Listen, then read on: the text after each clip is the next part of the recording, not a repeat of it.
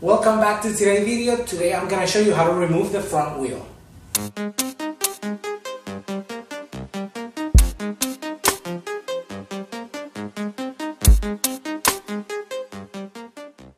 So I've been putting together this playlist of videos called Back to Basics with the intention of helping those that haven't been around a long time and they are maybe they have riding for a while and maybe this is just now getting into trying to modify their bikes or give maintenance to their bikes, or maybe you just started, this is your first bike and you want to learn how to do it. Alright, cool. So I'm going to show you how to remove the front wheel. So very important things is to recognize that there are multiple different ways to put the axle inside of the front wheel. So depending on the manufacturer, depending on the type of bike you have, you may have different ways to remove it. Some have a knot, some have a type of axle that you're going to be inserting a type of hexagonal or hex type of key just to remove it. A big one actually, and I'm going to put a couple pictures so you can see them. So ideally you have to identify first what you need before you jack up your bike and start removing the front wheel. So I'm going to show you a couple ways that you can actually jack up your bike if you don't have a front and a rear stand, but I will recommend that you do get a front and rear because that's the safest way to do it as opposed to using any other way to jack it up from the floor, so you can keep it balanced and make sure that you're working on a pretty stable and safe environment. So why do you want to remove it? Well, just to give you an example,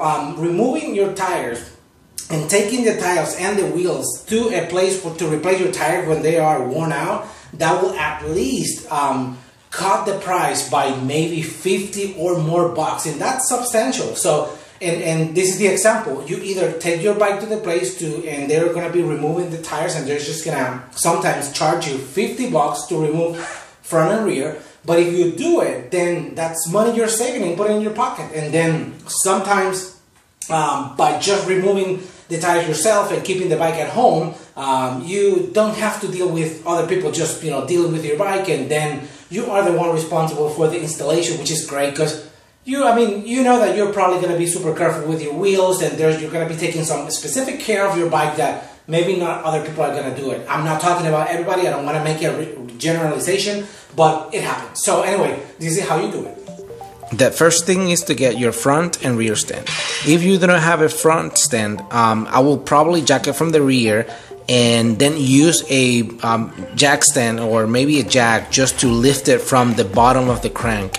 The book of the Suzuki book actually calls for the bottom of the exhaust, but since I don't have the OEM exhaust, if you do, please do it like that. If you don't, please just put a piece of wood just so that you can distribute the weight and you can just support it that way. At this point, I'm just removing the front fairing because if I have to do anything in the front, like jacking the bike up or whatnot, I want to make sure that the bike is completely safe, and I'm not going to be breaking my fairing by not removing it on time. Okay, I'm now going to be jacking up the bike from the rear using my rear stand. Before you lift the front of the bike, it will be ideal if you can remove the front, the ABS or front speed sensor, just so you ensure that it's not going to get damaged in the process. I like to use a zip tie to hold it in place to ensure it's not going to be dangling. It's going to get caught in the wheel when I'm removing the wheel. Okay, now align your front fork and lift the bike from the front using your front stand.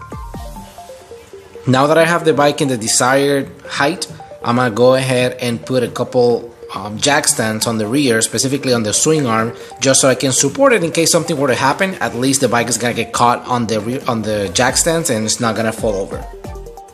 Now with a ratchet or a long bar and a 27mm socket, just break the nut loose. Then go ahead and remove the pinch bolts by just breaking them loose, and you don't have to completely remove them. You can leave them in place as long as they're not threading on the other side of the axle. Okay, so at this point you just have to remove the calipers. Essentially you can potentially just remove one of them and then wiggle the wheel out of the way. But if you keep them or leave them on, the wheel is actually going to get caught on the bleeders. So you're not going to be able to remove the wheel. So you have to at least take one. But the best thing to do is just remove both calipers.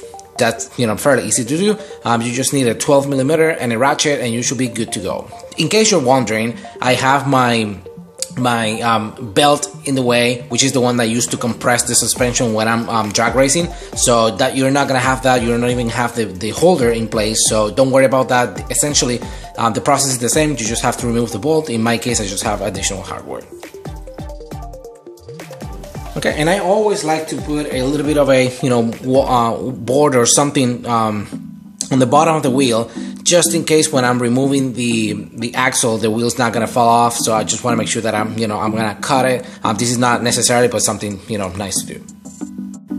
And now with a rubber mallet, I'm just gonna go ahead and stab very, you know, smooth and soft, you know, tapping on the axle. And once I'm not gonna be able to tap a little bit more because it's on the inside of the actual fork, then I'm just gonna go on the other side. You can see that wheel is already giving, so I'm just gonna go to the other side and I'm gonna go ahead and pull it. So now with the calipers out, and I can just go ahead and pull, and the wheel is gonna come out. This is a great opportunity for you to take a look at those bearings, see how they feel. They're not grinding or anything, and ensure that, you know, everything seems to be working in place. I'm removing the spacer to keep it in place and ensure that it's not gonna, you know, come off later on, or I'm gonna lose it in the process. So you have probably heard this before. I'm going to be doing a couple things on this bike, and I'm not gonna be right away just putting, you know, the wheel back. So essentially, the installation process is a reversal of what I just did. I'm just gonna give you the torque specs that you need in order to put the pinch bolt and some of the other bolts in place, but I want to avoid to keep the calipers hanging, so you have two options. Option number one is just to use a zip tie like I'm doing, just wrapping a zip tie through where the holes, the actual bolt goes on the fork leg, or you can easily just go ahead and remove the actual zip tie, like I did in here, and then just bolt them in place. That way they're gonna go back to the normal place where they live, and do it on both ways like I'm showing you in here. And like I just mentioned, I'm gonna take a couple things on the bike which I'm gonna show in the next video. So I'm just gonna go ahead, put the axle back. I'm always concerned about losing stuff, so I'm just gonna put the axle back. I'm just gonna put the spacer on to ensure I'm not gonna lose it. I'm gonna tap a little bit to it. It's now all the way in. I'm just gonna put the nut, and that way I know I have everything I need when I'm ready to put the wheel back.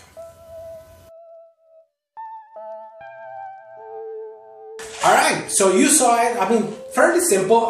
You just have to be careful and ensure that the bike is, you know, level and in a good position where it feels sturdy, and making sure that, I mean, and if you can, then maybe like I did, put a couple jack stands around the bike, just in case something were to fail, you have it fail safe and your bike is not going to end up on the floor. But essentially, I love to do it that way. Super important, remember the brake. I mean, don't forget about pumping your brake to ensure that the first time you're going to get on your bike, you're not going to go all the way to the lever, and then you're not going to have any braking power. So make sure that you do that, because that's the most important thing about all of this, in addition to hopefully your wheel is not going to be coming off as you're riding, but not, just joking. So I hope you learned something. If you like it, please subscribe, and if you like it, just give it a thumbs up. And if you like what you're seeing, just please consider subscribing if you like it. And if you have any recommendation for stuff you want to see in the future, please just drop it on the comment, or just send me an email at 2modernauto@gmail.com. Thank you.